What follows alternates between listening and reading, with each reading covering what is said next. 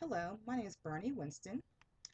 Today we're going to talk about differentiation and starting a math enrichment program at Wheatland Elementary School. But first, we have to understand what is differentiation. Now, teaching to a small class with different needs, this concept is very important. What is differentiation? The adaptation of a classroom learning to meet each student's individual needs, strengths, preferences, and pace by either separating the class into small groups, creating individual learning activities, or otherwise modifying the material. Now, what differentiation is not, student receives individualized instruction, confusion in the classroom, additional tasks and assignments, but different ways to providing learning experiences, a different way of providing homogeneous grouping of students. Now, some of the key principles of differentiated classrooms, which is very important to the Wheatland Elementary math program. The teacher has to be exact and precise about the content. Also, the teacher acknowledges and understands differences in the classroom. Assessment and instruction go hand in hand. All students are engaged and participate in classroom. The goal is to seek the highest growth potential, and being flexible is the foundation of differentiated classrooms. Now, in a differentiated program, you will need to examine and study differences as a basis of planning. Student differences can shape curriculum.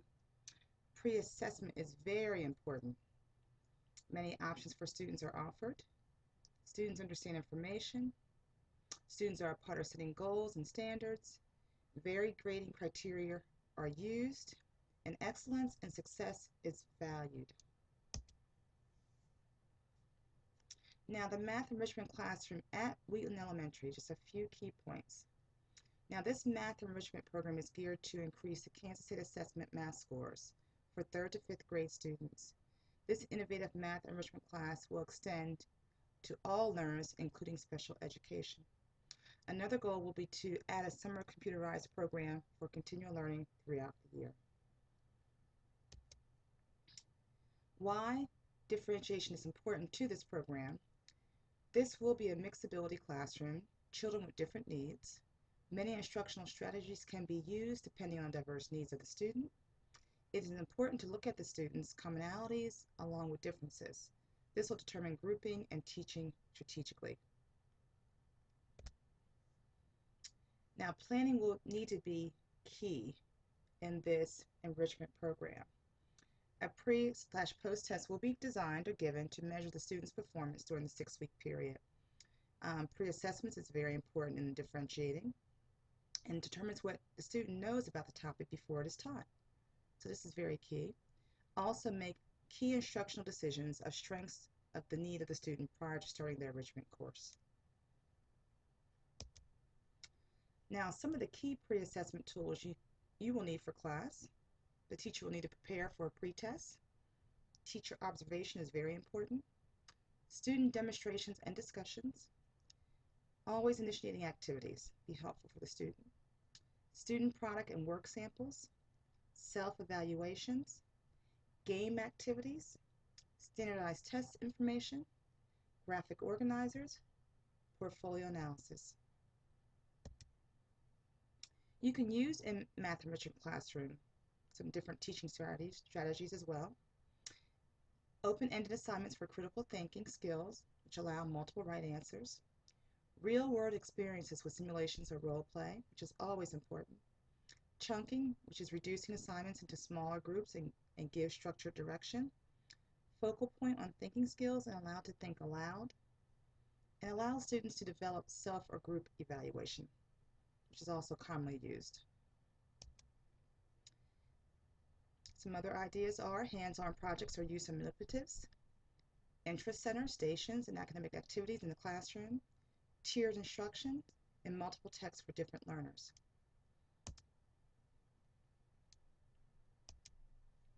Things to focus on in the classroom. In this classroom, the teacher must consider various differences. The students may be gifted or struggling with a learning disability. Learning styles and skill levels, language proficiency, social and emotional development, physical needs, ability to attend, and background experiences and knowledge. And since there will be less than 15 students per enrichment class, using key principles and teaching strategies should be essential. Remember to highlight and recognize all students' success during and at the end of this course. You want each child to be challenged, but also to feel good about their accomplishments and feel good about themselves. After the 6-week course, the post-test is necessary to take a snapshot of what the student has gained during the course. After testing, all students should be prepared for the Math Kansas State Assessment, and further evaluation will be done after state assessment to determine the course validity. And here are some references that we use over this PowerPoint presentation. And I will also like to show you some other forms and documents that I use during the math enrichment course as well.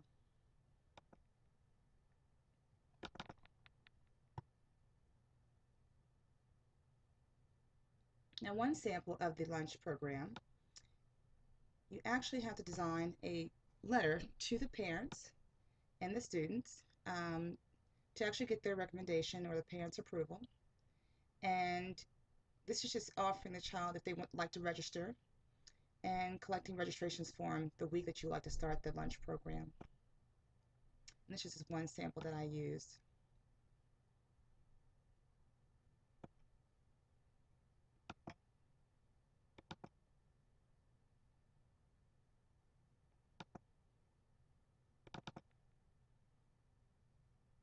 Another document that was helpful in my planning process that most of the teachers can use as well in the math enrichment program. Some of the questions that I did ask when I was actually setting some of my planning agenda was a confirmation memo. Um, my key point was to make sure deliverables are met from original memo communication with current class agenda. And also, I needed to actually expand on the recess authorizations in memo. This was very important because the child has to have a recess in the public school system in the Andover School District. So you have to get the parents' approval for that authorization to allow them to be a part of the lunch program. Now, some of the materials or sources that can be used to actually bring some additional math activities into the classroom and stations. We did review Brain Math Book by 10 through Lang for potential bonus questions. And bonus questions were given to the children so they can collect points for an award system at the very end. You want to also review and make recommendations on an award system for class, which is very essential. The kids like to be acknowledged and recognized for their accomplishments, which is also stated in differentiated classrooms. Review test builder samples and consider each level for each test. You may also look into some brain games for the class and build those into stations as well. And as you can see, I have this sample award system to award students on their assignments that are on time. And what was very fun for most of the students was giving them or telling them that a pizza party and a movie was at the end of the session to celebrate their accomplishments. In terms of resources and materials, you can actually get them to have 3-ring binders, separate folders for each class. This shows their organizational skills, and you can kind of keep up with that in an organized fashion. And some additional questions that you may have after you put the math program in place is how will you measure the success of the math club, which we call the Rubik's Club. How can you measure the success? And how we measured success of the last 6-week program was looking at their post-testing scores and then analyzing their Kansas State math scores at the end of the year. So just some key thoughts you may want to consider.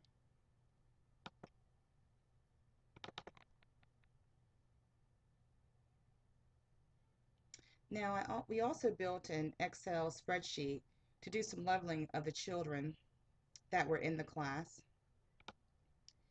And this was key for identifying a pre-test and what level they were actually on by looking at some of their MAP scores from the previous semester, which gave us an idea of who was in the class and what level they were performing on if we had to segment their textbook math questions and math homework. And normally in one class, you may have to have 3 different math groups due to leveling or structure, as you see there. And as you see, as I highlighted here, level 1, you have here below 70, level 2 above 70. So you can use some measuring points for that particular idea in terms of leveling for the students.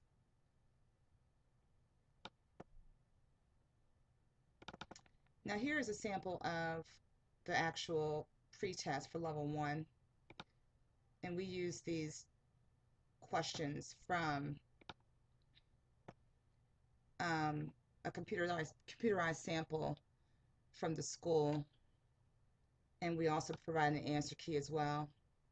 These were usually given out as homework questions that the kids brought back within the next week, because this class was once a week.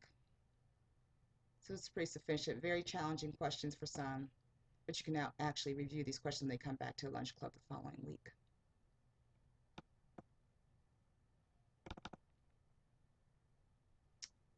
Here's another sample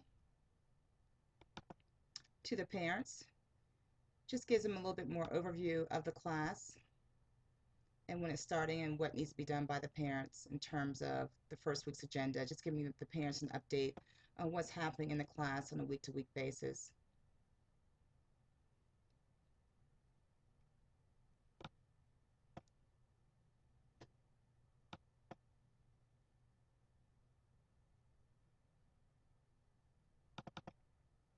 And that's pretty much it for the Lunch Club Math Enrichment course.